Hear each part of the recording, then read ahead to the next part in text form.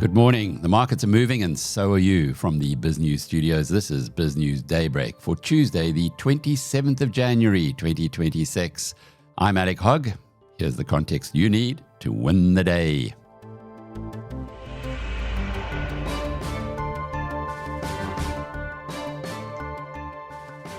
A bumper edition of the BizNews Daybreak this morning, starting with the news that South Africa's exchange rate has broken to fractionally below 16 Rand to the US dollar. That happened overnight, boosted by continued strength in the gold price. The gold starts our day at $5,067 an ounce. On Wall Street last night, both the S&P and Nasdaq closed 0.5% firmer. Tesla down 3%, did worst of the BizNews portfolio stocks, but Apple, Meta, Alphabet, and ASML all posted healthy gains. On the JSE yesterday afternoon, it was another golden day for shares, with miners Gold Fields and AngloGold topping the large cap tables. Both rose 8%, with the price of fellow gold producer Pan Africa Resources celebrating a strong business update that was released on the Stock Exchange News Service. That jumped 5%. Another big winner was BizNews portfolio member Orion Minerals. It zoomed above 40 cents, up 14% on the day, while stalwart HCI held above 160 Rand. That was a 2.5% gain, having breached that level earlier this month for the first time in a year. Lots more on the portfolios for BizNews premium subscribers in our monthly webinar. It's at noon today. If you're a club member, be sure to claim your seat. If you aren't, why not? Well, trade is dominating the international scene. Here's our partners at Bloomberg. President Trump said tonight in a post on Truth Social he is increasing a tariff on some South Korean goods from 15% to 25%. This new rate will apply to autos, lumber, and pharmaceutical products. Here is Bloomberg's Josh Wingrove.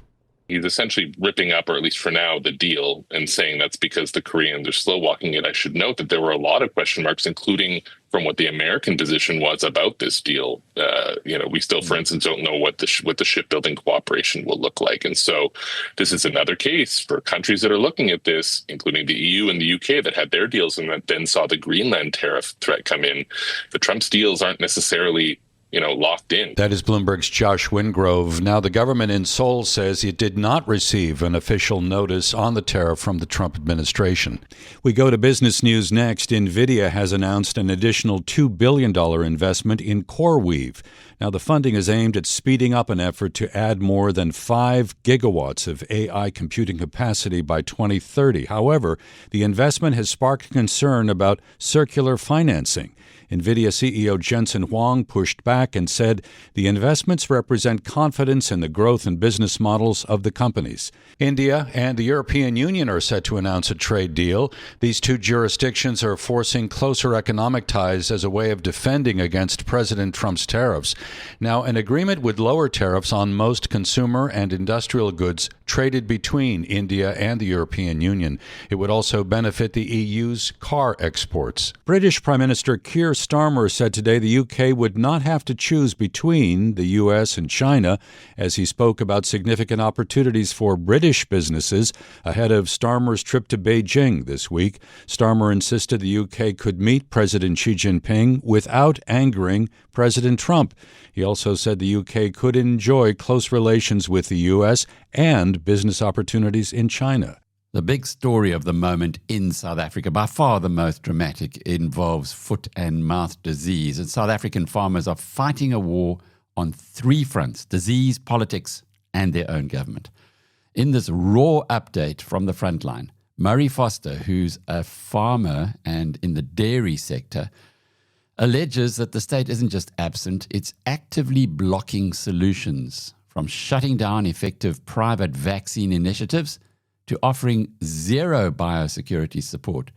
He describes an industry that's forced to fight a massive plague with both of its hands tied behind its back.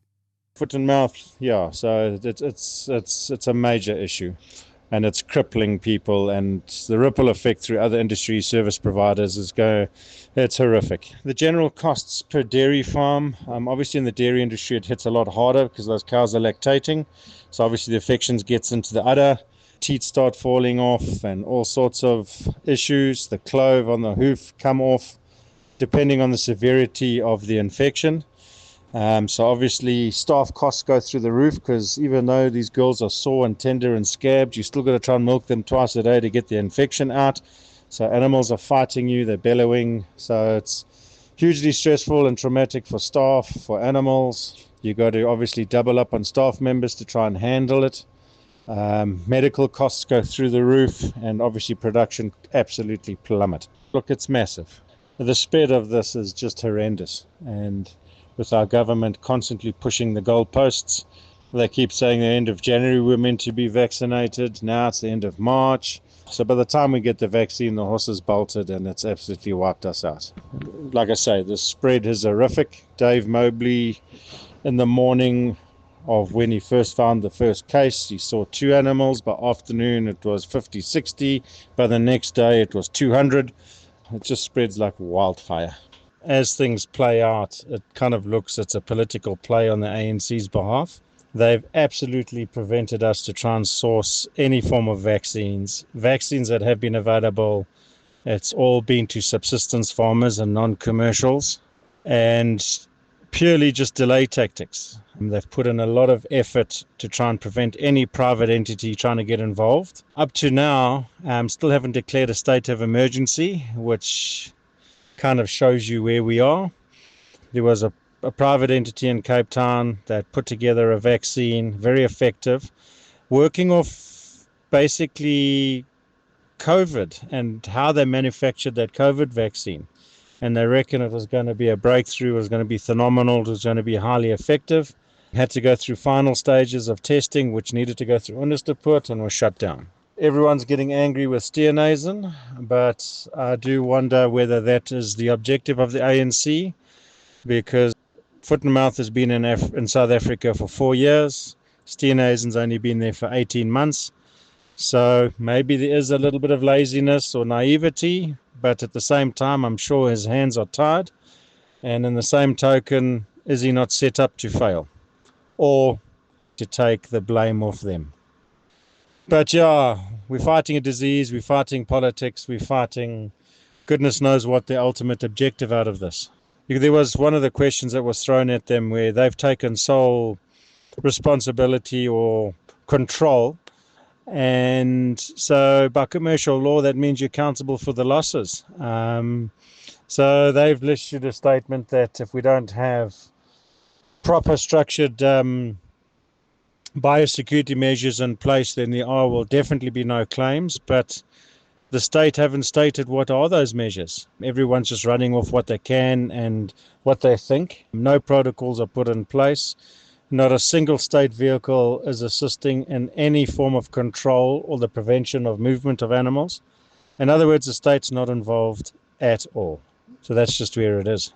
So everything that is in place is all privately done, funded by farmers, feedlots, etc., etc. Yeah, so we're fighting this on our own, with our hands tied behind our backs. Well, Murray, you're not entirely on your own anymore. Politicians have clearly left farmers in the lurch in the foot and mouth disease crisis, but now organized businesses starting to get involved. Well, at least Sakeliga is. Sakeliga's CEO, Piet le Roux, told me yesterday there's a very good reason for Sakeliga to get involved. Alec, when things become a systemic problem endangering the economic order of substantial size and impact, then we get involved. We are there to safeguard a flourishing economic order. And how the government's been dealing with this foot-and-mouth disease and how it's proliferated is causing systemic problems. It's the same with Black Economic Empowerment, BEE, which we have in various industries become involved, not because we are experts in the industry, but because we recognize a pattern of destructive political or policy behavior. And, we've learned some lessons in one domain, and we hope to apply those in another if the underlying problem seems to have a similar origin. What does systemic mean?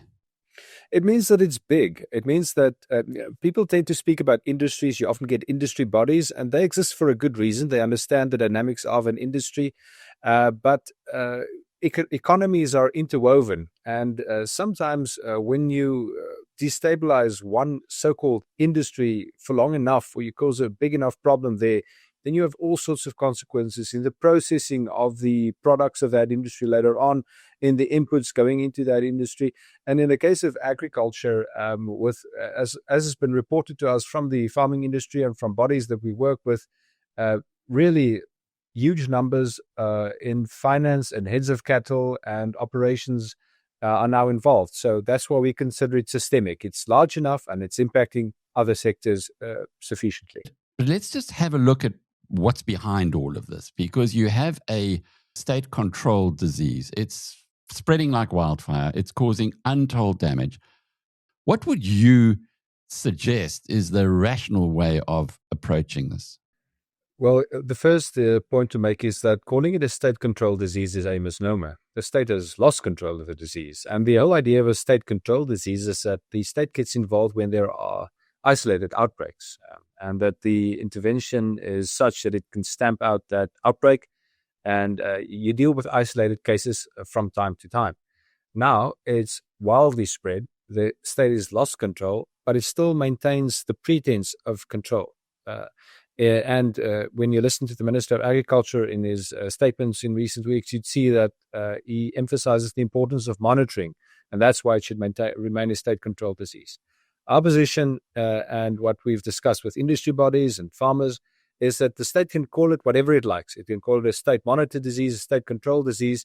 That does not allow the state or make it just or fair or any way acceptable for the state to prevent the intervention of farmers and businesses when there is a crisis, which is apparently both on the minister's version and on the farmer's version and on the industry body's version, the state right now. It's like saying, the whole mountain's burning, and because somehow mountain fires are the state's responsibility, no farmer may quell the fire when it threatens his property. This is where the unthinkable happened. They just came here and took his car. No. I sold it to them. What's this? It's crime scene tape. Did they pay you at least? Within 15 minutes, money was in my account. Were you happy with the number they brought you? I got almost the same price of what I paid for the car. Everything was easy, everything was painless. Well, there you have it, South Africa. With WeBuyCars, you won't come short. I'll tell you really. 1.93. WeBuyCars, the easiest way to sell your car by far.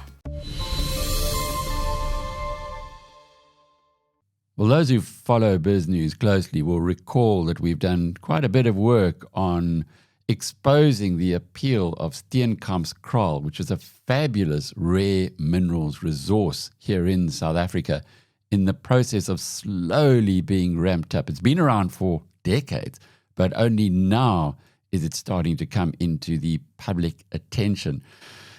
Might not be that way for long. China controls up to 80% of the world's rare earth minerals, and the United States doesn't want that situation to continue indefinitely. It's made a massive $1.6 billion injection into U.S. rare earth. That is the Trump administration. And by doing so, it's making a direct play to secure vital resources for U.S. national security. Here's the host of the FT News Briefing, Victoria Craig, and the FT's U.S. finance editor, James Fontella Khan, with background on this highly unusual deal. Well, this is going to be the U.S. government's largest investment in a rare earths company. We're talking about a $1.6 billion capital injection in this company called USA Rare Earth. In return, the government will receive roughly a 10% equity stake. In addition to that, there'll be some additional investors coming along. And this isn't the Trump administration's first foray into rare earths. It's done at least 6 other deals in the last year. Why is it so focused on this particular industry? mainly because of national security and the fight against China, which is dominant in this sector. China controls anything between 70 to 80% of the global rare earths mining. And that means that, the defense industry, the AI industry, the semiconductors industry, the electric vehicles industry, and so forth, which are very dependent on these minerals, is kind of at risk of the Chinese government blocking access and supply to these resources. So the US government has decided that we need to refocus our attention on this. It's part of, if you want, Trump's broader industrial policy. And is this strategy of such direct corporate deal-making common for the US government historically? The short answer is no, but it's a bit more complicated than that. The US has always supported its strategic industries. There's a bit of a myth that the US is kind of not involved in promoting private companies. Every strategic kind of industry in the US, and part of the success of the US is because the US government has invested a lot in the development of a number of industries, including Silicon Valley. What is less common, and what we're seeing now, is the government actually buying stakes, becoming an owner of privately listed companies. As you mentioned, Intel earlier on, USA Rare Earths is also listed. And that is kind of unusual. This is much more common in Europe, where the government often has, or used to be have a monopoly, then started to privatize and still kind of controls a minority stake. However, I've been talking to a lot of people, and the big difference again here is that there isn't really a framework in the US. And so there are some concerns about the government getting more involved in owning US companies. And to that point, Trump has used his influence as president to get CEOs sort of on board with his ideas. You've been talking to a number of people in corporate America. How do they feel about having a quote-unquote deal maker in chief? Privately, there's definitely a lot of unease and concern amongst business leaders, CEOs, deal makers. The main concern is that Trump is picking winners and losers, and it doesn't really work well with kind of a traditionally capitalist society, as the US is known for. What happens if the government picks an investment in a company that is a rival to you? Let's take the example of Intel. Intel was really not doing very well. Since the government invested 10%, the stock has been rallying until very recently. I think it's up nearly 100%. If you're a rival to Intel, that's kind of a little concerning.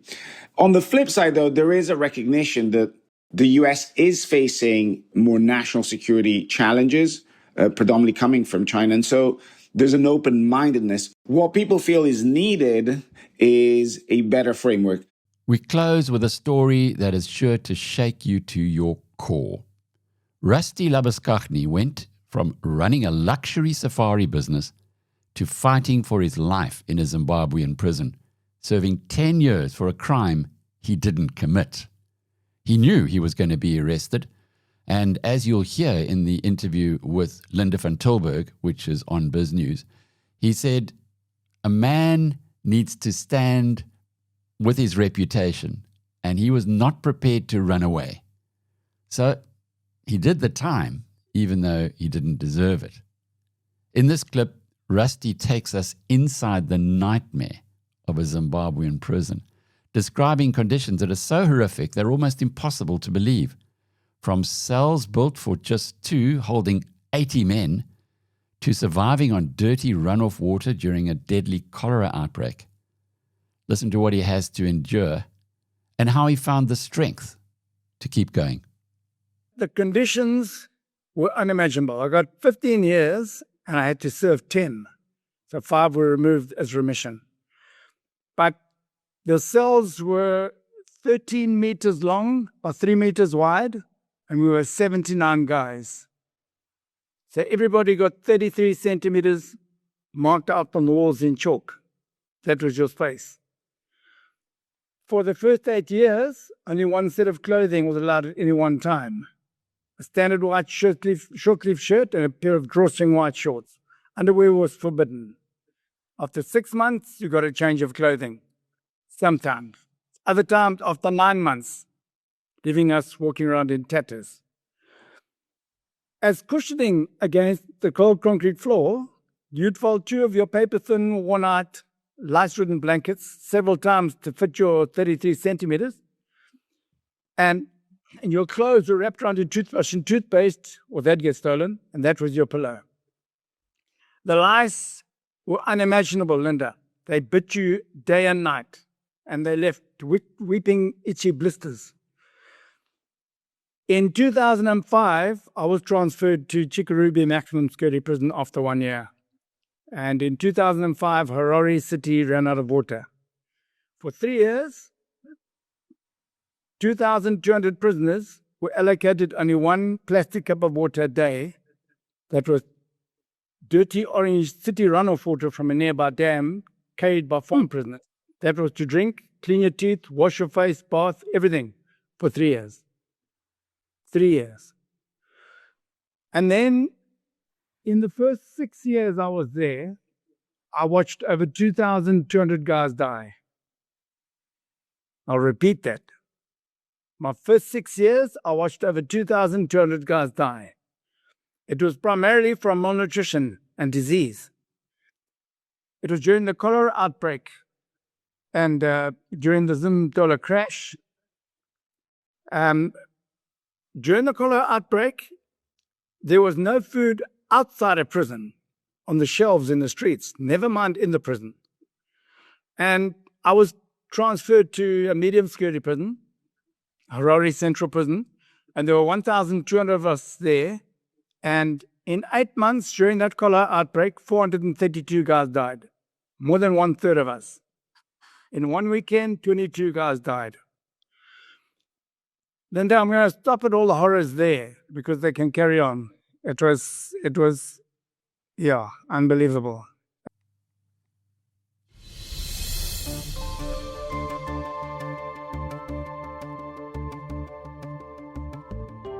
Well, don't forget, it's our monthly BizNews portfolio update today. So if you aren't yet a premium member and you'd like to attend, very easy, go to biznews.com. There's a big sign there that says premium. Click on it and join. And I'll see you at lunchtime. Well, now you have the edge. For the full interviews and the details behind these stories, head over to biznews.com. That foot and mouth interview with Piet le Roux of Sakeliga is well worth absorbing. I really suggest you pick it up and have a listen. It's quite frightening, actually, what's going on in that sector. I'm Alec Hogg. Thanks for starting your morning with us. Now go and seize the day.